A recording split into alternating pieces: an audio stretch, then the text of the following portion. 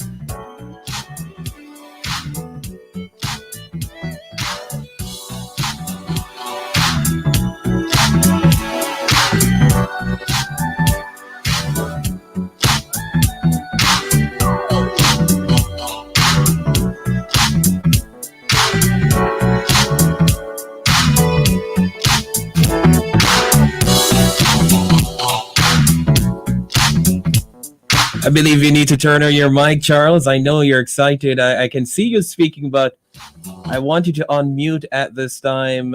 Charles Hyatt, who is, of course, the host of Family Time for this evening. Are you there, Charles? You're still on mute. So you're still on mute. Of course, we're going to connect with the host of Family Time in just a moment, but we're going to take our first break, and we'll be back in just a moment. This is Love 101 FM, the family station.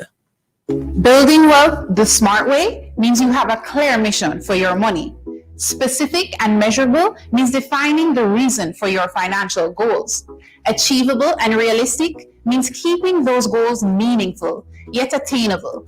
Think more retirement, less world's richest. Timely means keeping a time frame in mind so that all efforts remain focused. Visit barita.com/opportunities for more growth coach insights. NIS pensioners, avoid the wait. Get your NIS pension straight to your bank account. It's easy. Simply visit the Ministry of Labor and Social Security's website, mlss.gov.jm, or the nearest NIS office and collect the direct deposit application form. Then complete the form and submit it along with supporting documents to the NIS office nearest you. Avoid crowds and long lines. Get your money when you want it. The National Insurance Scheme, always working for you. Life comes at you fast and it can hit hard. Apply for the Credit Union Prepaid MasterCard from CNWJ with chip and PIN protection. Need a card with a personal line of credit for emergencies? We have that. Need a card you can use to shop online for that must-have item? We have that. The community and workers of Jamaica Prepaid MasterCard. All the convenience of a MasterCard. Discover the benefits of belonging. Grandma, me come back. You pay the bill? Yes, Grandma, and guess what? Miss Watson at the payment agency say you did have money down there to collect and it gone back. Money? You wanted it sign up for the social pension program. Yes. Well, Miss Watson says social pension payment come from July, but true, you never collected, she have to send back yours. I never know. Then me going to lose that money. I'm going down to the Social Security office. You don't have to do that. She said the ministry going to send back the July money, so when the September payment make, you will get the 2 set. Thank God. So how me going to know when it pay? Miss Watson said the ministry send out text message. You never get no message.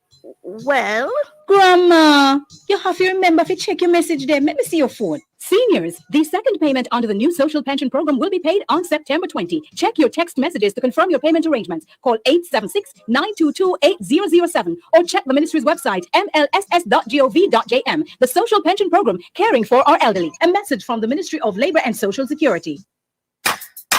Listen for a rebroadcast of Intro on Tuesday, September 21 at midnight with Kingdom Ambassador and recording gospel artist Shireen Palmer, aka Ruth. Listen again for the inspiration and testimony behind her new single, The Way You Love Me. Listen the way you love me. This strong song is available on all streaming platforms. It's a rebroadcast of Intro with gospel music minister Shireen Palmer, also known as Ruth. It's inside Shades of Glory, Tuesday, September 21 at midnight, right here on the family station, Love 101. It's in the way you love me. It's in the way you love me, God.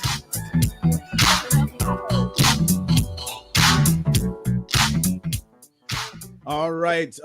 Now that we've gotten that worked out, I am here now. Good evening, everybody, and welcome to Family Time. My name is Charles Hyatt, and I just want to thank you for taking the time out of your day to join us and to listen to this wonderful program called Family Time. As you know, Family Time is about your issues and your relationships, your at-home family and your community family and your global family. Family Time is produced by Family Life Ministries, and our aim is to enable healthy families, which will lead to healthy nations. I mean, that's just as simple as it can get, really. So stay with us and please join via all platforms, whether it is YouTube or Facebook. Just go to the Love 101 Facebook page or the YouTube channel, and you'll be able to join us for this wonderful discussion.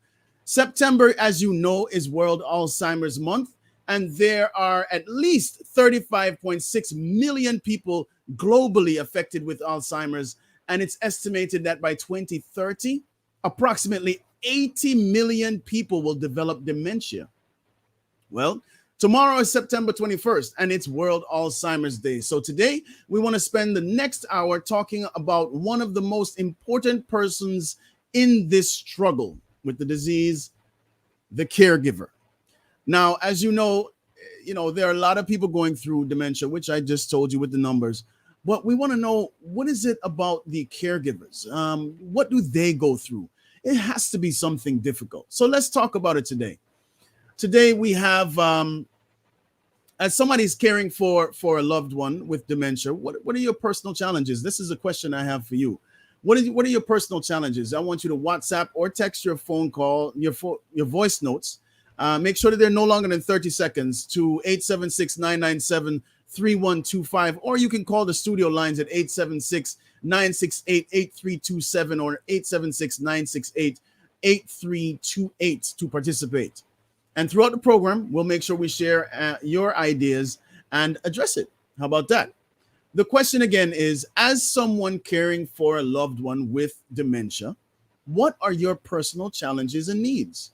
Remember, you can watch us live on Love 101's Facebook and YouTube page.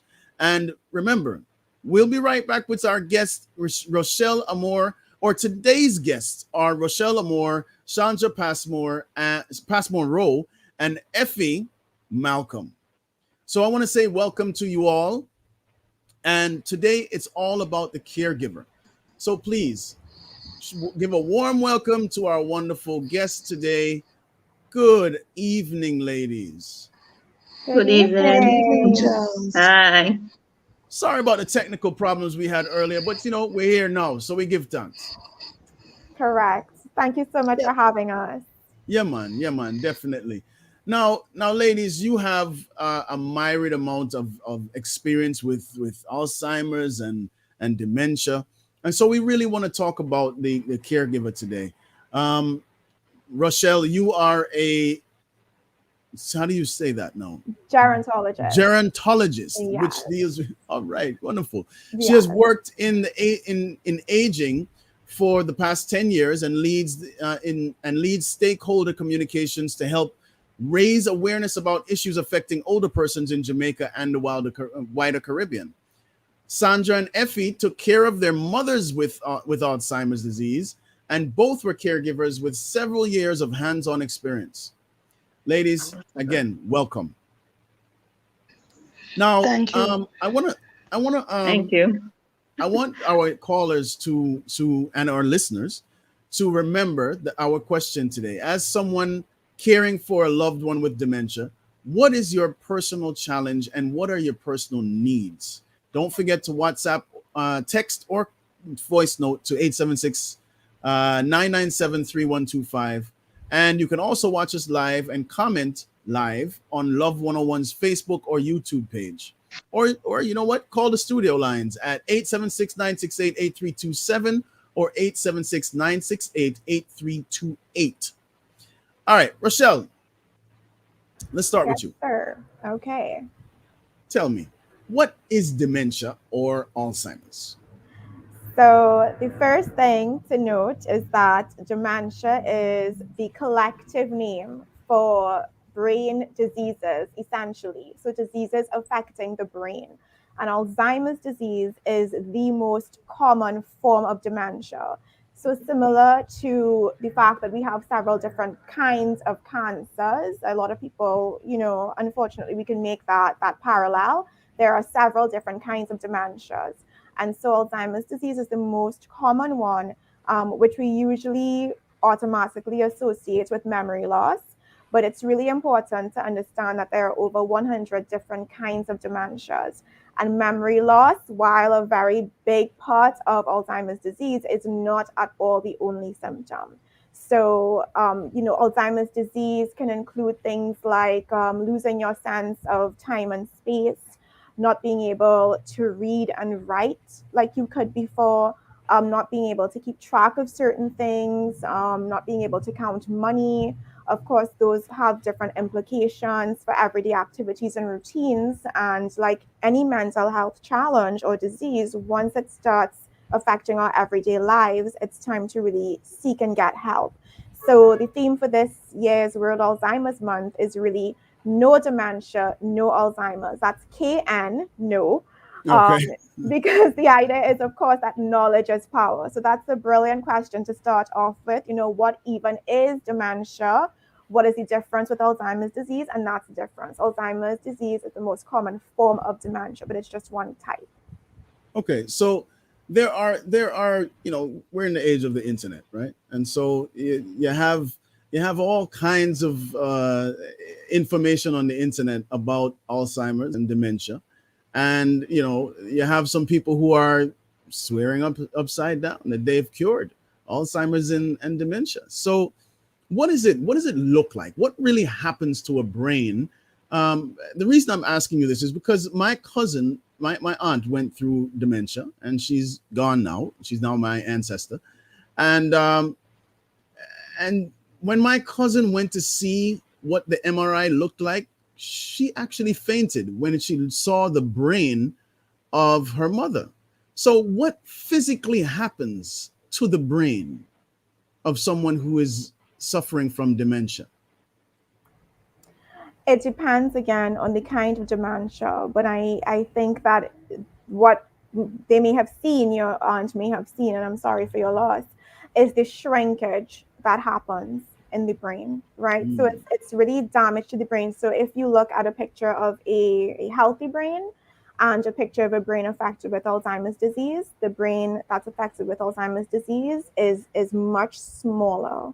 And that gives you a sense of the kind of activity that is supposed to happen in our brain, because we forget that our brain is our entire powerhouse. It controls everything. It's the motherboard of our bodies, of our feelings, of our actions, of our everything is controlled up here.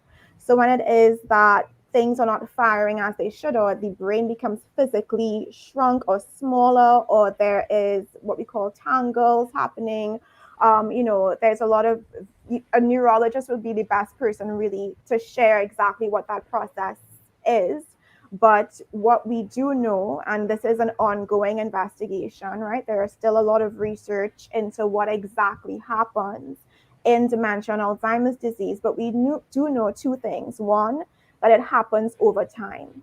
Dementia, Alzheimer's disease, it does not happen overnight. It's a process that accumulates. That brain damage continues and happens over a matter of several years until we start seeing the symptoms presenting. And number two, sorry, go on. No, please continue. I'd like to know your number two. Go ahead. And number two, we do know that it really does affect almost every part of our brain, this disease. So this is why we said memory loss is not the only thing affected. And when you look at the progression of the disease over time, it's what we call degenerative. It gets worse over time. So it affects every part of our brain over time. We have, what we call early stage dementia, even though it's not a linear thing, right? This, like any disease, it happens differently for different people. And you may not really get it diagnosed. You may not go to the doctor until it's, really bad. But a lot of people, they experience early stage symptoms, then middle stage, and then late stage symptoms. And I'm sure that the caregivers we have on the call are going to share that experience, because it can be a very challenging and very difficult thing to experience. But what we're about during World Alzheimer's Month is to not just raise awareness to help people manage better, but to raise awareness about what can be done. So thank you so much for that, Rochelle. And as a gerontologist for over 10 years, I mean, you've seen a gamut of the different types of dementia, and come up close and personal with Alzheimer's. And so we really respect what you're saying and understand. Now, there are a lot of on the internet, again, people saying, if you take coconut oil, compressed coconut oil, and you drink 2 Cersei and mix it up and spin around in your yard under a full moon, that then you can get rid of this dementia. You can fix dementia. But if it is a physical change in the brain, how real is that? Are those natural remedies? What the research says, and we have to go to what the research says, because yes, we've definitely heard the anecdotes. And as researchers, I'm a researcher, as you know, with the STRIDE Dementia Project, which stands for Strengthening Responses to Dementia in Developing Countries, and we're based at the University of the West Indies, Mona. And what we do know is that there are ways to reduce your risk of dementia, which is classified as a non-communicable disease, just like diabetes and hypertension.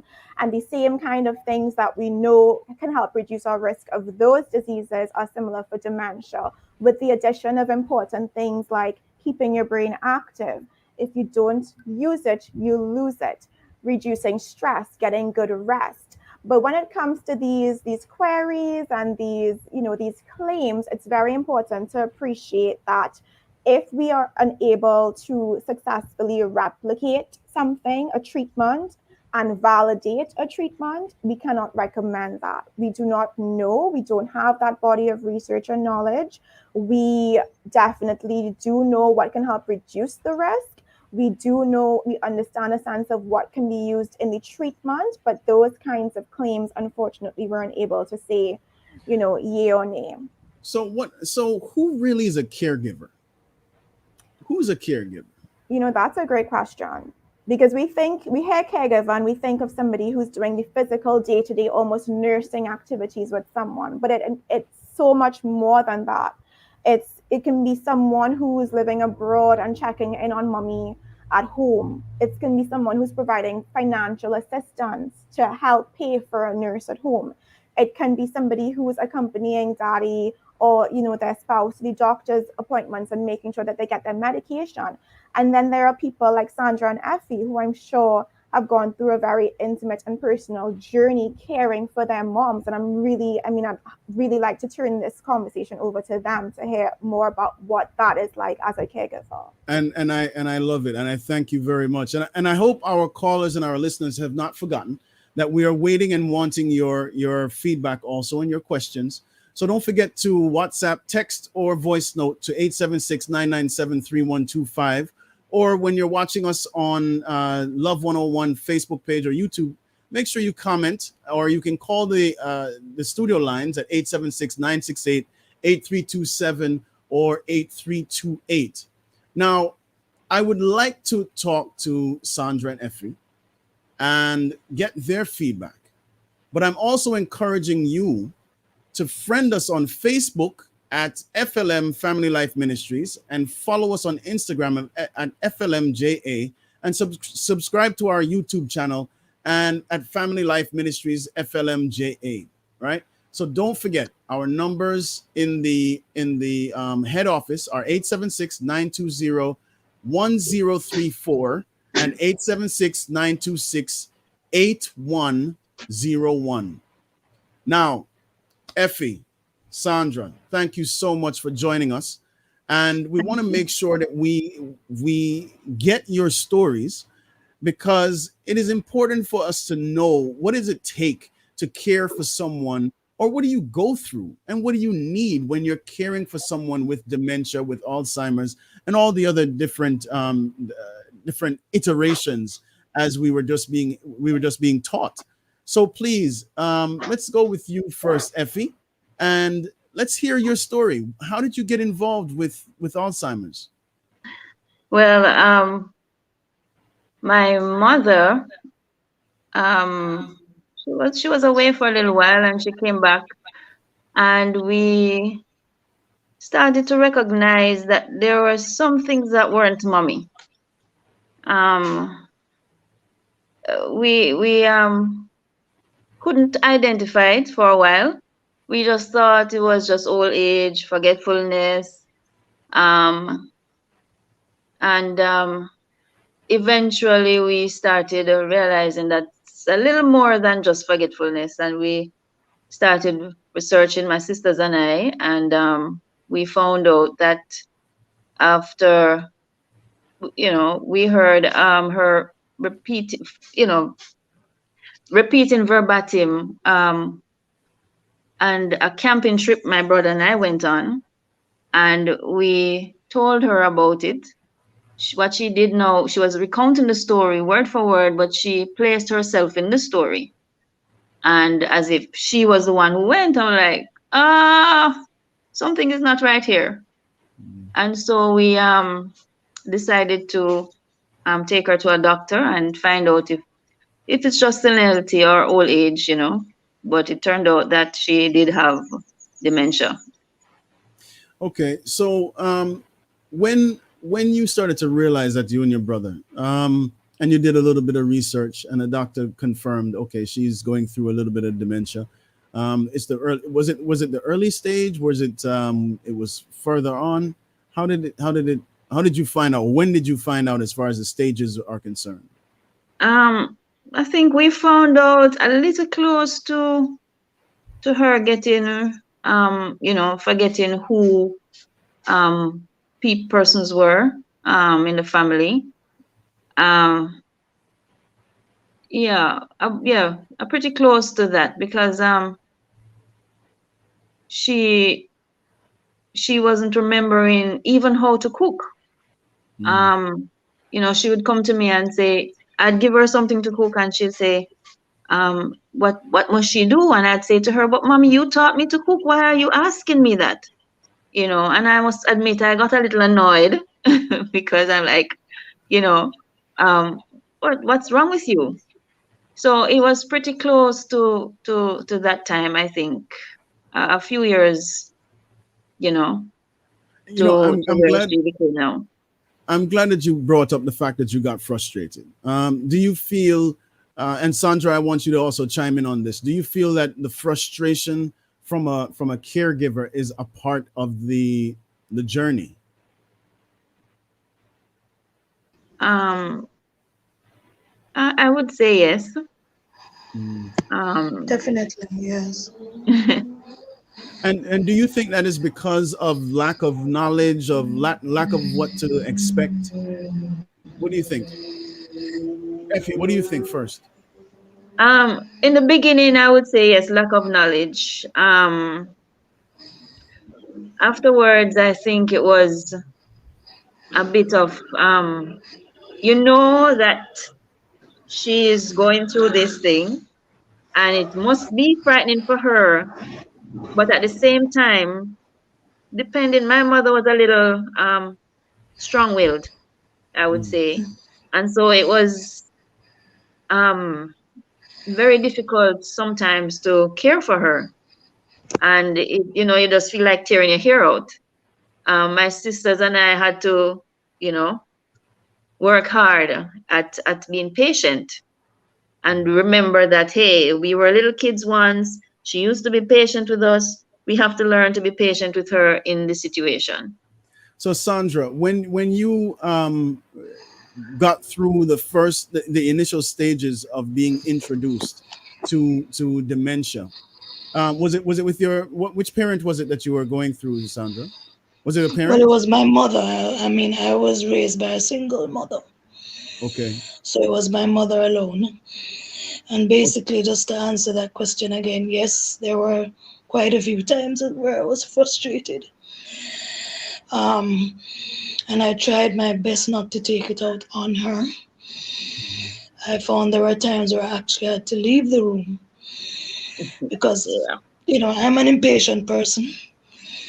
And so there are times where I felt frustrated and I was like, oh, and I actually had to leave the room to gather myself and come back and deal with her. But I mean, with my situation, my mother, first of all, was a well-known doctor and well-respected doctor. And she was very independent. And for me, it was and my sister as well. So it was both of us, but I was the one who lived in Jamaica and took care of her. My sister lived in the UK. Okay. And for me, I noticed a big change in some behavior patterns that were not characteristic of her at all. So for instance, she would want to, for instance, go on the road late at night, which is not something she would usually do. Or she would turn on the light and leave them on and come back in the room, and I'd turn them back off and she'd come back out again to turn them back on. Yeah, there were times where she would get very upset with me if I spoke to her about some things that I found strange. And I thought to myself, this isn't mommy, something is wrong. This is not characteristic of her. And then something happened with her personally, where she actually displayed a behavior that was totally uncharacteristic of her, which I personally felt helpless about. And it got to the point where it actually became there was a lot of friction in the house because of it. But I was saying to myself, and my sister was saying the same thing, something is not right with mommy. This is not how mommy usually behaves. And what happened, there was one time where I just went out of town for a weekend with a friend. And I came back. And when I came back, my mother was in bed. And she was in bed and she just looked very confused. She started hallucinating and I got very worried. And I thought, what's going on here? I immediately took her to accident and emergency because I wasn't sure if she was having a stroke. So I took her there and they checked her out, asked questions, came back. They told us there's a possibility she had a stroke After that, she seemed fine. But then all of a sudden, she just basically stopped talking altogether. So we thought, okay, this is probably because of the stroke. After that, she started displaying some other behavior patterns that weren't characteristic of her. For instance,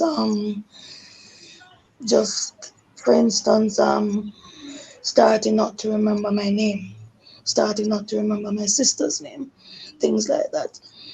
And so I thought to myself, no, I need to get mommy checked out. This isn't right.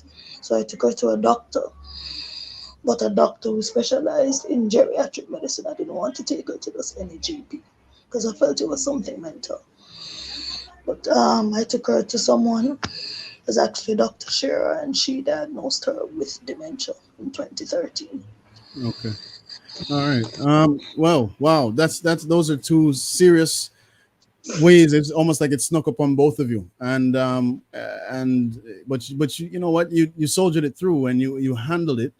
You know, when we come back, we will be talking some more with Effie and Sandra about their experiences of being a caregiver for someone with dementia and Alzheimer's.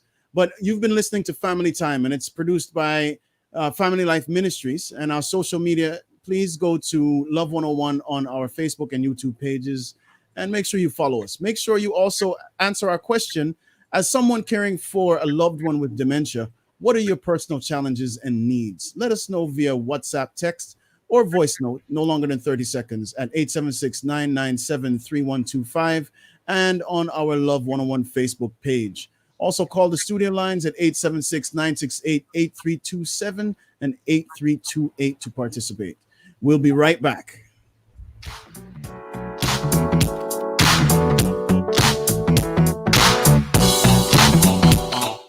Real estate is big business.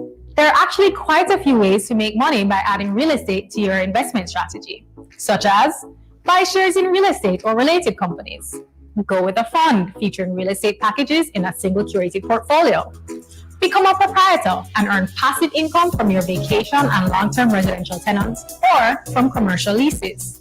Visit barita.com/opportunities for more growth coach insights.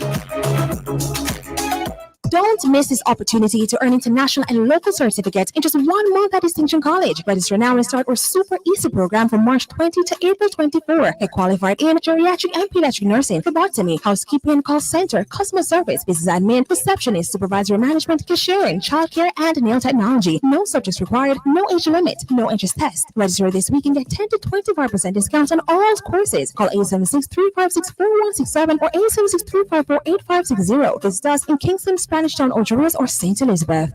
The pandemic is unpredictable, but Real Money IQ is always ready for the next smart investment move. Once the economy begins to recover, investment opportunities in infrastructure sectors such as construction and mining will be on the rise. It's smart to invest in companies that produce or distribute building materials, or companies that finance infrastructure projects. Your wealth is waiting for your next money move. Visit barita.com/opportunities for more growth coach insights.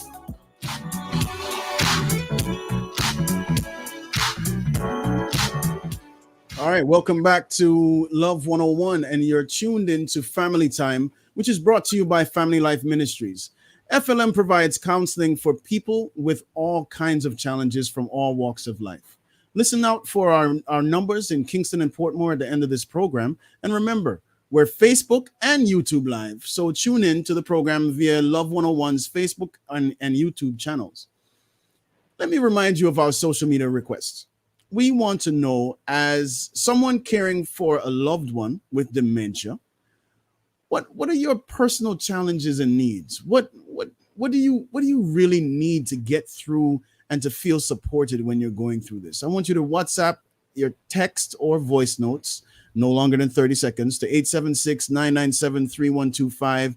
Or I want you to also post on our Love 101 Facebook page, or call the studios at 876-968-8327 or 8328 to participate. Rochelle Moore, Sandra Passmore, and Effie Malcolm are our guests this evening. Rochelle Moore is a gerontologist, and Sandra and Effie were caregivers with several years of hands-on experience, having taken care of their respective mothers. who had Alzheimer's. It's all about these women today, and we're going to make sure we not only make Rochelle and Sandra feel that we love you, but we get some more information from Rochelle. All right. So anybody taking care of Alzheimer's, we want to definitely say we're there for you. We're here. We understand. And if you need someone to talk to, please, Family Life Ministries. As I was saying before, listen out for the numbers. Now, ladies, we want to talk about some caregiver challenges and needs. What are some of the challenges that you see, Sandra, whether it be financial or personal or familial or emotional or mental? What are some of the challenges that you see being a caregiver? Well, for me personally, the main challenges for me was more emotional and personal, and to some extent financial. As I said before, I was the only one here taking care of my mom because my sister lived in the UK. And you can imagine having to to be there for her to ensure that she's safe. I actually had to basically, it came to a point where I had to feed her, take care of her, clean her, bathe her, dress her, that sort of thing. And I found I got to a point where I just couldn't manage. It was my mother I wanted to do. I didn't feel like it was a burden. I knew I had to do it, but I felt I needed help. And at that point, my sister and I decided to get practical nurse to come in and help. So we got a practical nurse to come in and basically take over those duties. Okay. Yeah. Effie, talk to me about some sacrifices that you had to go through when being a caregiver. It wasn't easy to go out if I wanted to. Although I must say my sisters came in, because unfortunately for me, my sisters live here. So if I needed to go somewhere, one of them will come if they were available. And but just to get out of the house sometimes, and not having to deal with all of that was something I really wanted. And not just to get away for a day, but a couple of weeks, a month. I wanted that. My sisters, I go to church. One would come and stay with her so I could go to church. And my other sister, she will keep her for a few days so I can get some time. And we all pulled together financially. I mean, it was a little hard for all of us, but the financial sacrifice got greater and greater as time went on. Okay. One of the comments that we're getting from Fayan Plummer is that their daddy was lost to dementia of March of this year. She says that they watched him deteriorate. He contracted aspiration pneumonia and also had a touch of Parkinson's disease. Wow. If he remembered anything, he remembered his wife, sibling, fishing, and how to bring souls to Christ. May his soul rest in peace. Absolutely. She was his caregiver, and it started by him complaining to people that people were looking very strange and he couldn't explain. Wow, interesting. I want to talk to Doc real quick and just try to. I want to understand though, how do all these things lead to other illnesses and other problems, like we were saying, aspiration pneumonia and Parkinson's disease? Are these all offshoots? So we'll take it one part of the time there. With Parkinson's disease, there is a form of dementia that is associated with that disease. But there is also what we call mixed dementia, where you have different kinds of dementias presenting at the same time in one person.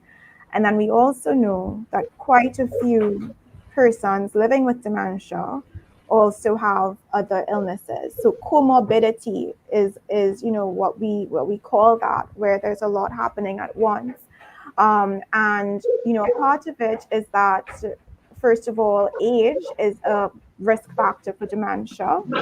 It's not a normal part of aging. I have to really just get that out there. And I know Effie had said earlier, sometimes you may have thought at first that it was just kind of old age, maybe just regular memory loss and regular signs of that. And it's understandable that sometimes people may conflate the two.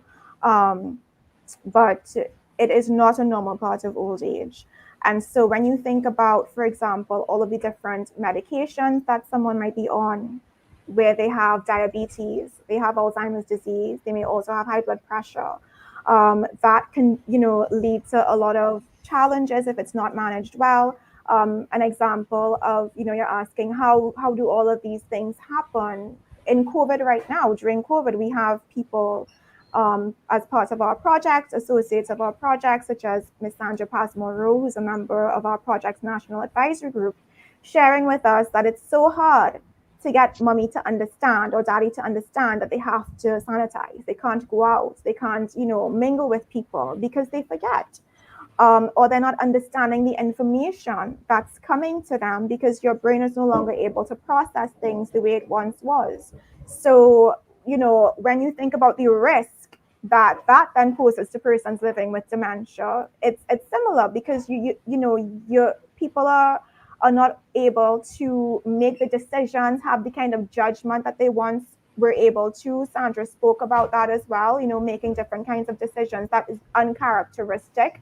And so we put ourselves, unfortunately, persons with dementia during the pandemic have been at quite high risk. And, unfortunately, a lot of deaths in the UK and the US, of older persons were persons living with dementia. So it's really about the symptoms and what the symptoms might lead to. It's also about the comorbidities that might be occurring. And that's why it's so important to take this approach to reducing our risk as a very holistic approach. It's not just about fighting dementia, it's about reducing our risk of all NCDs. Okay, here's a question from Melisha, aka Porridge. Which of the diseases can cause one to stray, like just leave home without anyone knowing, and also not remember persons' names? Alzheimer's, dementia, these are... Yes, those are symptoms, what we call wandering, and of course memory loss, right? So okay. Sandra shared it as well, or I think it was Effie, or perhaps both of you shared that, and it's very challenging for someone you've known all your life who raised you to not remember your name, not be able to identify you. Unfortunately, that is one of the symptoms of dementia. And so as part of our research, we work with the law enforcement and community groups to help recognize these symptoms. So if someone in the neighborhood or someone with dementia wanders off, that, there can be sort of a recognition in the neighborhood or the community, like, gently guiding them back home, raising an awareness, an alert about what's happening. And I just want to really commend both Effie and Sandra for even speaking so openly about these experiences, because, the research shows that so many people still have such a stigma against, this issue. Over 50% of healthcare professionals worldwide still think that dementia is just a normal part of aging. So answering these questions about, is that dementia? Yes, wandering happens, forgetting names happen, and the details, the intimate details of that journey that Sandra and Effie are sharing. I know it's not easy to talk about and it's not comfortable to hear, but it's so important that caregivers share their stories and their journey so other people can recognize and say, I think that's happening to mommy. I think that's happening to me.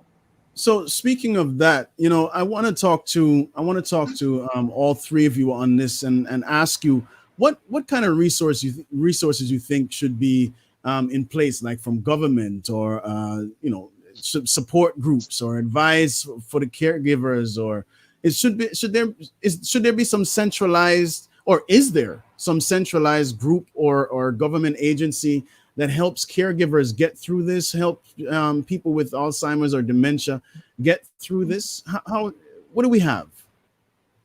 What's there? What would you like? Effie, you go first.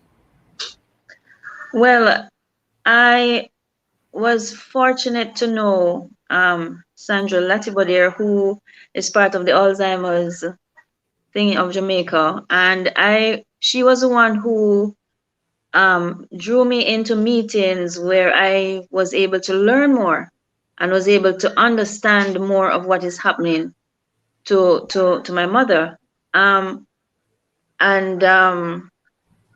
It was through this group that I was able to, my sisters and I, because I was the only one who was able to go. One sister came at one time, but I was the only one who was able to go most of the time. So I was able to take the information back, and together we were able to use that. And I think what I think is needed is more awareness. I know the Alzheimer's community is working hard at it, and I think it's just more awareness, because I talk to a lot of people, and when I describe stuff, they say, "But oh, that's happening to my mother," and I said, "You need to get that checked out," you know. So if more people are aware, a lot of people are not aware of what dementia is, Alzheimer's really is. I remember I was in a meeting, and a lady who is supposed to be the instructor said, she was talking about dementia, and she said, dementia is an old age thing, you know, you just forget this and you forget that. And I wanted to jump in and said, no, that's not what it's about. Because I saw my mother totally confused. She took a bath a while ago, 5 minutes ago, and she's bathing again. I'm like, you just bathed? No, I didn't.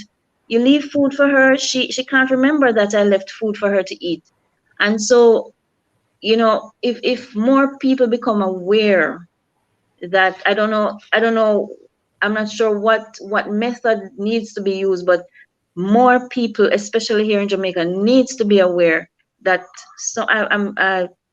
the people are suffering and not knowing what it is they're really going through, and they need to be told, they need to be helped.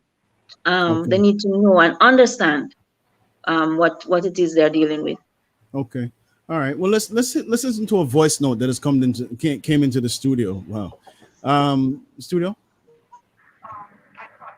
Could you please let us know if there is an Alzheimer's association here in Jamaica? Yes, and what is the address and the phone number, so that we can make contact and get help from it? Thank you. Does someone want to respond to that? Is there an Alzheimer's association? Yes, there is. All right. Let us know what it is. Is there a name for it? I think it's Alzheimer's. I'd have to check with my friend, Sandra, to exactly the name.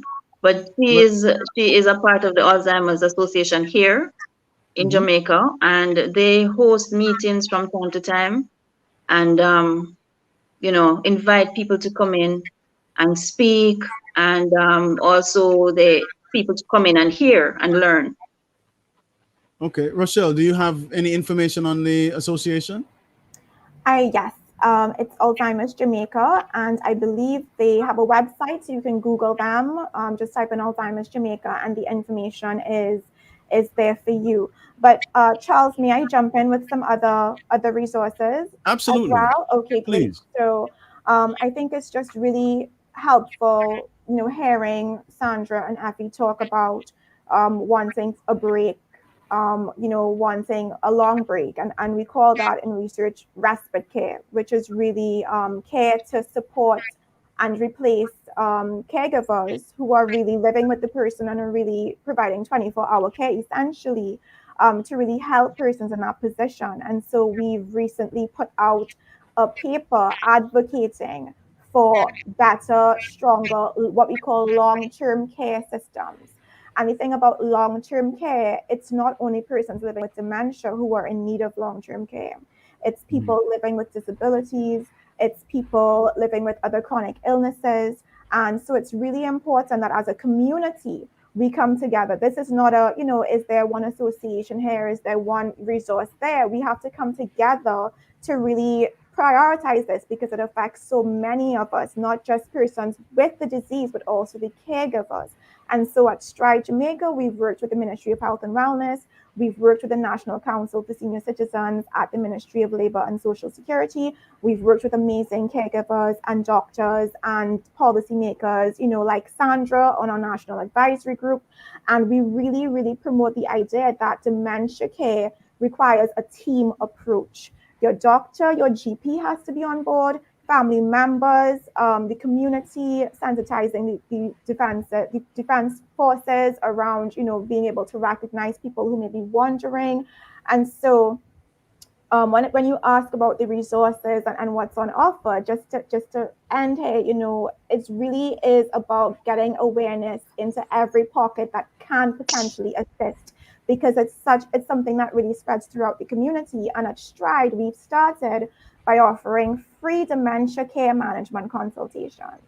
And that's at Stride? That's at the Stride, and we do it virtually. So the Stride Research Project, we offer free dementia care management, which is a whole field in itself.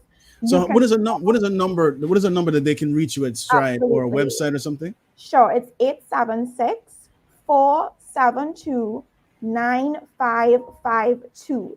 That's okay. 472-9552.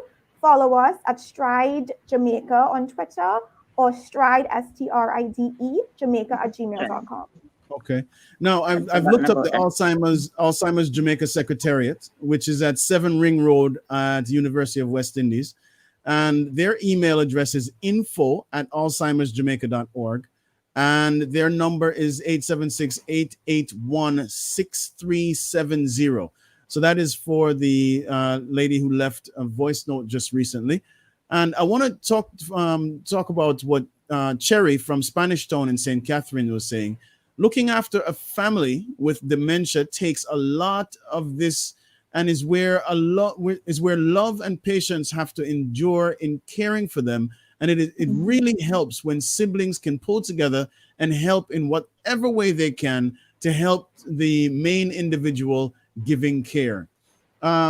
Sandra, let me know how do you respond to that? How does that make you feel when somebody is able to share that? Well, I definitely agree with that. Even though my sister lived in the UK, she still called to check up on me, check up on mommy. And, and even though I was the one taking care of mommy here, I personally found that, for my sister as well, that a lot of the friends and family friends kind of alienated themselves from us. I don't know if it's they felt that, knowing about mommy's condition and knowing what was happening with her, they felt fearful as to how to communicate with her, if they could even communicate with her. And they didn't know, probably they felt as if, they didn't know what to say, how to behave around her. That was one of the things that I noticed that was quite a big issue for us, because a lot of them were people that we knew for years. And I'm going to admit there were times I would have loved to have some support from one or two of them that I know. And yes, there were times I felt alone. Okay. But at the same time, I knew that this is something that I had to do and I had to take on, because she was my mother. And the care, the love, the support is actually instrumental in making sure that she was taken care of. We were adamant we weren't going to put her into a home either. That was not an option for us, because that's not something she would have wanted. So we ensured that, that we even had a practical nurse here in the days, and I stay with her in the nights to at least ensure that she was being taken care of by us, her daughters. Okay. All right. Well, let's hear the next voice note from the studio. Good evening. I came in and I heard this topic, and I am so interested about it because I remember the first time I knew what was, I really see this sickness in action. It was when I work at a nursing home, and that was when I told person from my church about the experience that I have. So I'm not sure if persons know that there's association or know about it, and I've seen more than one persons who have Alzheimer's, and trust me, it's not one of the easiest thing to deal with. It's one of the hardest things. And I say thumbs up to all the family member who ever have Alzheimer's family member, and stick it out to the end. Thumbs up to those persons. Wow. Thank you very much for that message. And Jacqueline from Clarendon says, I took care of a lady with Alzheimer's disease for 3 years and had some really hard times with her. But by the help of God, I managed to cope. It is interesting and obvious that help has to come from all around, because no one should go through this on their own or feel like they have to go through this on their own. There are associations that you have to reach out to, that you can reach out to get help, to get guidance, to get even other caregivers, to sit down and have talks with other caregivers to understand, okay, what's going on? Am I responding in the right way? What are other ways that I can respond? And to learn healthier ways of being a better caregiver. Effie and Sandra have been through it. They've been there. They've done that. And Rochelle has been in this for over 10 years. And so we obviously have people in Jamaica who have the experience. And from what we're seeing right now and what we're hearing right now, they're willing to share. They're willing to help. And also, Family Life Ministries is here to make sure that regardless of the situation and regardless of what you're going through, Family Life Ministries is here to help. And I want to just bring your attention to some of the numbers that you should be calling for Family Life Ministries. In Portmore at 117 Cecilia Avenue, the number is 876-939-7917. And the head office numbers, which is for counselors and for more information on their services, you can contact them in Kingston and in Portmore. And the head office numbers are 876-920-1034 and 876-926-8101. Definitely, I want to ask Effie and Sandra next to give us some advice for caregivers. Do you have anything that you wanted to share, like a nugget that you just want to share with other caregivers to just give them a little push, Effie? What I learned in taking care of my mom was patience. And I remember saying, God, why me? And the answer came back, why not you? And it is very difficult to watch a parent, a loved one, deteriorate. And my mother's illness was coupled with cancer eventually, and to watch her deteriorate, not just mentally but physically, was something difficult to watch. I want to say that if you are a Christian or not a Christian, you're going to do a lot of necessity. It takes a lot of your time, your patience, and courage. Especially in my case, my mother was very aggressive per se, and so to get her to do stuff was really difficult. And, you know, it was a lot of literal fights that we would have to get her to bathe eventually, to eat, and to do things. And so I want to say, if you're in that situation, patience, breathe. As Sandra said, she would leave the room. My mother was on the choir at church, so I used to just sing, and it would calm her right down sometimes, and she would sing with me. And in that way, I can get her to, you know, move along to the next thing. So Thank you it very much takes for that, Effie. patience, lots of All it. right. So patience. Sandra, real quick, in 15 seconds, what would you say to a caregiver? Sorry. I think for me, I do agree with Effie. Patience. That's one thing I definitely learned because I'm an impatient person. And after dealing with my mom for 5 years, that's something I definitely learned. Okay. The other thing I would suggest is to a prospective or current caregiver is don't be afraid to ask for help. Yes. You're not alone. I think that's something I didn't do because I felt I could handle it alone. Don't be afraid to ask for help, even if it's your neighbor. If you don't feel you have a friend, a pastor of your church, your neighbor, or somebody that you can trust, ask for help. If you need help, if you need to go to the store, if you need to go to stay with the person, don't be afraid to ask for help, because at the end of the day, it's your well-being that's important as well. Interesting. I love that take. Ladies, Rochelle, Effie, Sandra, thank you so much for sitting with us. Thank you for all your information. Thank you for all of the love that you've given us, our listeners, our watchers online. And for you who are listening online, please remember all the numbers that we have given you and all the different associations that you should connect to. Until next time, please make sure to come back and visit Family Life Ministries and Family Time here on Love 101. Thank you very much and see you next time.